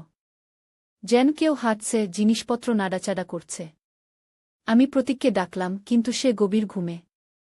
আমি ভয় পেয়ে আস্তে আস্তে উঠে দরজা খুললাম। করিডোরে কাউকে দেখতে পেলাম না, কিন্তু আমার মনে হলো কেউ আছে। আমি টর্চ নিয়ে বাড়ি খুঁজতে লাগলাম।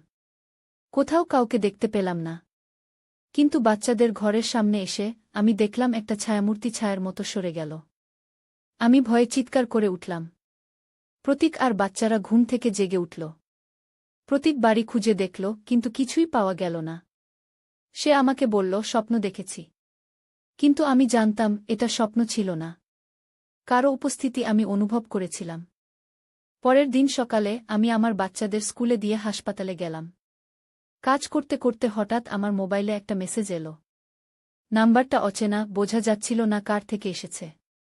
মেসেজে লেখা ছিল, তোমার বাড়িতে কেউ লুকিয়ে থাকতে পারে, সাবধান। আমি ভয় পেয়ে গেলাম। কে এই মেসেজ পাঠালো? কিভাবে সে আমার নাম্বার পেল? আমি প্রতীককে ফোন করলাম, কিন্তু সে ফোন ধরল না। আমি তখন রোহনকে ফোন করলাম। সে কলেজ থেকে বাড়ি ফিরেছিল। আমি তাকে সতর্ক করে দিলাম, ঘরের দরজা জানালা ভালো করে চেক করতে বললাম। সেদিন বাড়ি ফিরে আমি প্রতীককে মেসেজটা দেখালাম। সে বলল একটা প্র্যাঙ্ক হবে, কেউ মজা করছে, কিন্তু আমি ততটা নিশ্চিত ছিলাম না। আমার মনে হচ্ছিল কিছু একটা ঘটতে যাচ্ছে। সেই রাতে ঘুমাতে যাওয়ার আগে আমি সুমিতের ঘরটা দেখতে গেলাম। আমি জানতাম না কেন, কিন্তু কিছু একটা আমাকে সেখানে টেনে নিয়ে গেল। ঘরটা এখন খালি। সুমিত চলে যাওয়ার পর আমরা সেখানে ঢুকিনি। আমি দরজা খুলে ভেতরে ঢুকলাম। ঘরটা অন্ধকার। আমি লাইট জ্বালাতে গেলাম, কিন্তু সুইচ টিপলেও লাইট জ্বলল না। আমি মোবাইলের টর্চ জ্বালালাম। ঘরটা যেমন ছিল ঠিক তেমনই আছে। আমি চারপাশে তাকালাম। হঠাৎ আমার নজর পড়ল সুমিতের বইয়ের আলমারির দিকে। আমি সেখানে গেলাম। আলমারিতে বই সাজানো। আমি একটু একটু করে দেখতে লাগলাম। হঠাৎ আমার হাতে এলো একটা ডায়েরি। আমি ডায়েরিটা খুললাম। সেখানে সুমিতের হাতের লেখা।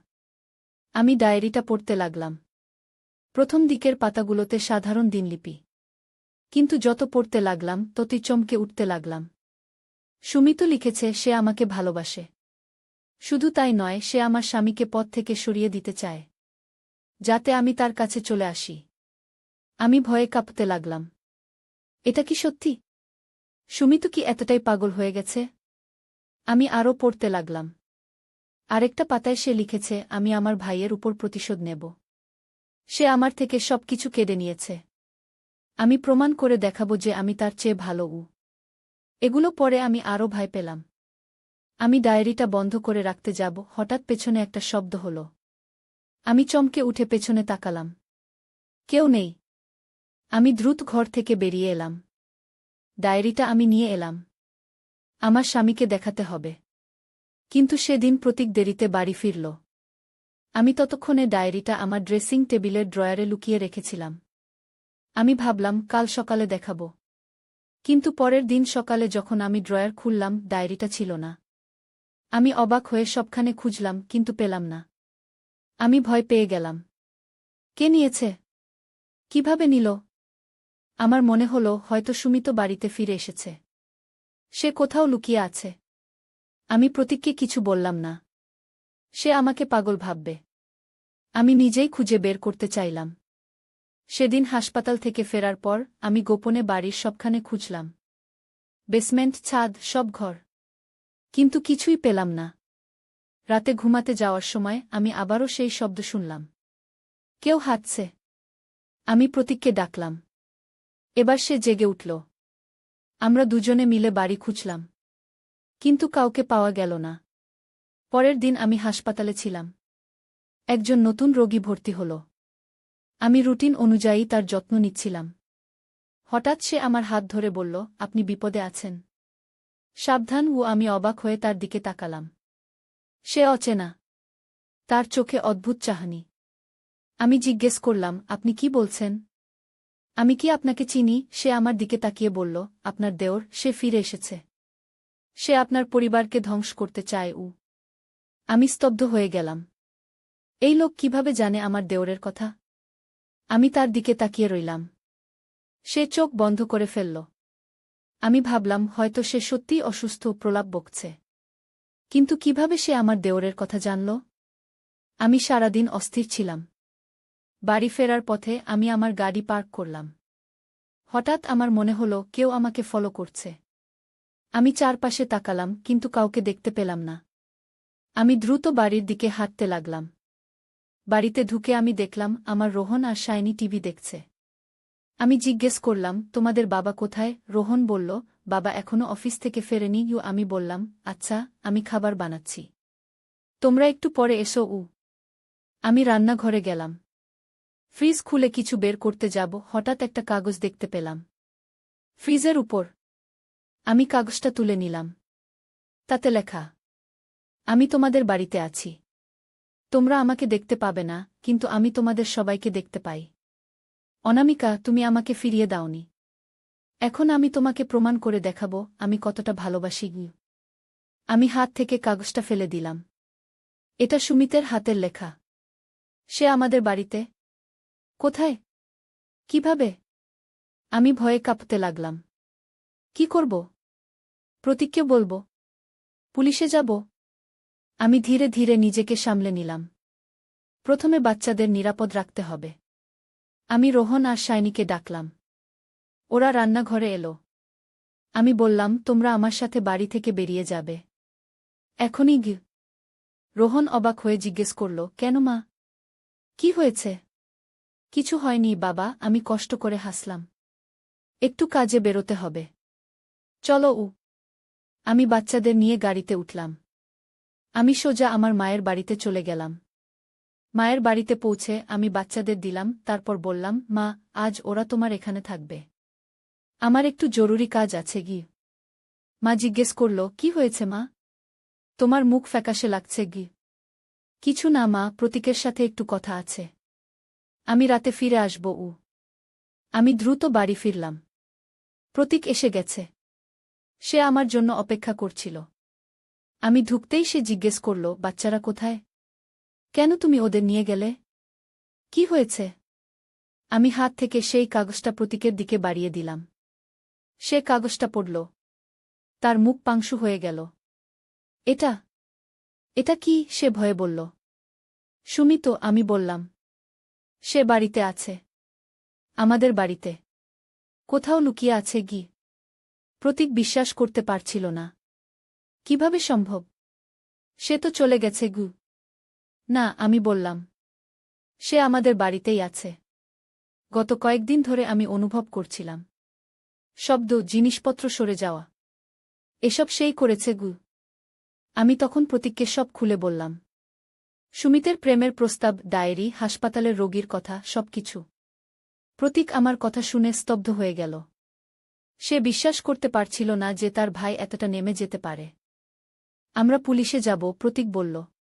কিন্তু আগে আমাদের বাড়ি চেক করতে হবে, আমি বললাম। সুমিত কোথায় লুকিয়ে আছে তা জানতে হবে। আমরা দুজনে মিলে পুরো বাড়ি খুঁজলাম। কিন্তু কোথাও সুমিতকে পাওয়া গেল না। প্রতীক বলল, হয়তো সে এখন বাড়িতে নেই।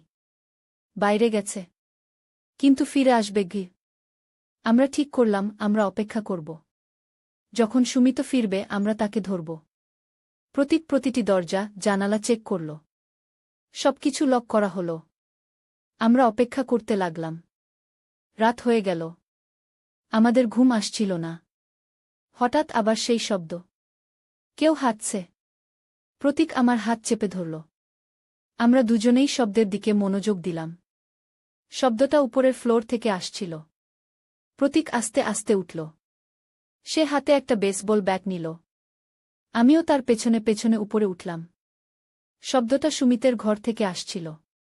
আমরা ধীরে ধীরে এগিয়ে গেলাম। প্রতীক দরজা খোলার আগে আমার দিকে তাকাল। আমি মাথা নাড়লাম। সে দরজাটা জোরে ধাক্কা দিয়ে খুলল। আমরা ভেতরে ঢুকলাম। ঘরটা অন্ধকার। প্রতীক লাইট জ্বালাল। কেউ নেই, কিন্তু একটা জানালা খোলা। বাইরের বাতাস ভেতরে আসছে। প্রতীক জানালার কাছে গেল। সে বাইরে তাকাল, কিন্তু অন্ধকারে কিছু দেখা যাচ্ছিল না। সে বাইরে চলে গেছে, প্রতীক বলল। কিন্তু কিভাবে সে ভেতরে ঢুকল? সব দরজা জানালা তো লক করা ছিল। আমরা ঘরে খুঁজতে লাগলাম। হঠাৎ আমার নজর পড়ল আলমারির দিকে। আলমারিটা সরানো, যেন কেউ জোরে ধাক্কা দিয়েছে। আমি প্রতীককে ডাকলাম। আমরা আলমারিটা আরও একটু সরালাম। আমাদের চোখ বড় হয়ে গেল। আলমারির পেছনে দেয়ালে একটা গোপন দরজা। প্রতীক দরজাটা খুলল। ভেতরে একটা সরু গলি। এটা কোথায় যায়? প্রতীক টর্চ নিয়ে ভেতরে ঢুকল। আমি তার পেছনে গেলাম। গলিটা বেসমেন্টের দিকে নেমে গেছে। আমরা ধীরে ধীরে নামতে লাগলাম। নিচে পৌঁছে আমরা একটা ছোট ঘর দেখতে পেলাম। ঘরটা সাজানো। একটা বিছানা, টেবিল, চেয়ার, এমনকি একটা ছোট ফ্রিজ। সুমি তো এখানে থাকত, প্রতীক আসতে বলল। আমাদের থেকে লুকিয়ে গিয়ে আমরা ঘরটা খুঁজতে লাগলাম। টেবিলের উপর কিছু কাগজ। প্রতীক সেগুলো দেখতে লাগল। হঠাৎ সে চিৎকার করে উঠল, ওহ মাই গড! আমি দৌড়ে গেলাম। কাগজগুলোতে সব আমাদের পরিবারের ছবি। কিন্তু সেখানে প্রতীকের মুখ কাটা। সেখানে সুমিতের মুখ বসানো। আমি, রোহন, শাইনি আর সুমিত, একটা পরিবারের ছবি। সে পাগল হয়ে গেছে, প্রতীক বলল। সে আমাকে মেরে ফেলতে চায়। হঠাৎ আমরা একটা শব্দ শুনলাম। গোপন দরজাটা বন্ধ হওয়ার শব্দ। আমরা দৌড়ে সিঁড়ির দিকে গেলাম, কিন্তু দরজা বন্ধ। আমরা আটকা পড়ে গেলাম। সুমিত, প্রতীক চিৎকার করে ডাকল। দরজা খোলো। কোনো উত্তর নেই। আমরা দরজায় ধাক্কা দিতে লাগলাম, কিন্তু দরজা খুলল না। হঠাৎ একটা বিষাক্ত গন্ধ আমাদের নাকে এলো। গ্যাস! সুমিত আমাদের মেরে ফেলতে চায়। প্রতীক তার শার্ট খুলে আমার নাকমুখ ঢেকে দিল। শ্বাস নিও না, সে বলল। আমরা অন্য কোনো পথ খুঁজতে হবে। আমরা ঘরের চারপাশে খুঁজতে লাগলাম। কোনো জানালা, দরজা নেই। আমরা আটকা পড়ে গেছি। গ্যাসের গন্ধ ক্রমশ বেড়ে যাচ্ছিল। আমার চোখ জ্বলতে শুরু করল। আমার মাথা ঘুরতে লাগল। প্রতীক ঘরের মেঝে খুঁজতে লাগল। হঠাৎ সে একটা জায়গায় ঠোকর দিতে লাগল। এখানে একটা দরজা আছে, সে বলল। আমাদের এটা খুলতে হবে। সে বেসবল ব্যাট দিয়ে মেঝেতে আঘাত করতে লাগল। কয়েক মিনিট পর মেঝে ভেঙে গেল। নিচে আরেকটা সিঁড়ি। আমরা দ্রুত নামতে লাগলাম। সিঁড়ি আমাদের বাড়ির বাইরে নিয়ে গেল। আমরা বাগানে পৌঁছে গেলাম। আমরা দুজনেই হাঁপাতে লাগলাম। আমাদের পুলিশে যেতে হবে, প্রতীক বলল। এখনই গিয়ে। হঠাৎ একটা আওয়াজ শুনে আমরা পেছনে তাকালাম। সুমিত সেখানে দাঁড়িয়ে, হাতে একটা ছুরি। তোমরা আমার ঘরে ঢুকলে কেন? সে জিজ্ঞেস করল। তার চোখে পাগলামির চাহনি। সুমিত, তুমি কি করছ? প্রতীক ধীরে ধীরে এগিয়ে গেল। আমরা তোমার পরিবার। না, সুমিত চিৎকার করে উঠল। তুমি আমার পরিবার নও। তুমি সবসময় আমাকে নিচে নামিয়ে রাখতে। সবসময় আমার উপর শাসন করতে। আমি ভালোবাসি অনামিকাকে। কিন্তু তুমি তাকে পেলে কেন? কারণ তুমি বড় ভাই। সবসময় তুমিই সব পেয়েছ। সুমিত, তুমি ভুল করছ, আমি বললাম। আমি তোমাকে শ্রদ্ধা করি, কিন্তু ভালোবাসি প্রতীককে। আমরা পরিবার, সুমিত। তুমি আমাদের পরিবারের সদস্য। না, সুমিত আবার চিৎকার করল। তুমি আমার হবে। প্রতীক আমাদের মাঝে দাঁড়াতে পারবে না। সে ছুরি উঁচিয়ে প্রতীকের দিকে দৌড়ে গেল। প্রতীক সামনে থেকে সরে গেল। সুমিত থমকে দাঁড়াল, তারপর আবার আক্রমণ করল। প্রতীক তার হাত থেকে ছুরি ফেলে দেওয়ার চেষ্টা করল, কিন্তু সুমিত তাকে ঠেলে দিল। প্রতীক মাটিতে পড়ে গেল। সুমিত ছুরি উঁচিয়ে প্রতীকের দিকে এগিয়ে গেল। আমি দৌড়ে গিয়ে সুমিতকে ধাক্কা দিলাম। সে ভারসাম্য হারিয়ে পড়ে গেল। ছুরিটা তার হাত থেকে পড়ে গেল। প্রতীক উঠে দাঁড়াল। সে সুমিতকে ধরে ফেলল। তারা দুজনে ধস্তাধস্তি করতে লাগল। আমি দৌড়ে গিয়ে ফোন করলাম পুলিশকে। কয়েক মিনিট পর পুলিশ এসে পৌঁছাল। তারা সুমিতকে গ্রেফতার করল। প্রতীকের গালে ছুরির আঘাতে রক্ত ঝরছিল। আমি তার কাছে গেলাম। তুমি ঠিক আছো? হ্যাঁ, সে বলল। কিন্তু সুমিত, আমি বিশ্বাস করতে পারছি না যে সে এমন করবে গু। সে অসুস্থ, আমি বললাম। তার চিকিৎসার প্রয়োজন। পুলিশ আমাদের বাড়ি সার্চ করল। তারা সুমিতের গোপন ঘর আবিষ্কার করল, সেখানে তার ডায়েরি, ছবি এবং আরও অনেক প্রমাণ পাওয়া গেল। সুমিত মানসিক রোগে আক্রান্ত ছিল। সে প্রতীকের প্রতি ঈর্ষাজ বলছিল, আর আমাকে নিয়ে তার পাগলামি বেড়ে গিয়েছিল। সুমিতকে একটি মানসিক হাসপাতালে ভর্তি করা হল। ডাক্তাররা বললেন সে সিজোফ্রেনিয়ায় ভুগছিল। সে কল্পনা করত যে আমি তাকে ভালোবাসি, আর প্রতীক আমাদের মাঝে বাধা। আমরা ধীরে ধীরে স্বাভাবিক জীবনে ফিরে এলাম। আমরা বাড়ি বদলে ফেললাম, কারণ আমরা সেই বাড়িতে আর থাকতে পারছিলাম না। সেখানে অনেক খারাপ স্মৃতি ছিল। 1 বছর পর আমি আবার সেই হাসপাতালে গেলাম যেখানে সেই রোগী ছিল যে আমাকে সতর্ক করেছিল।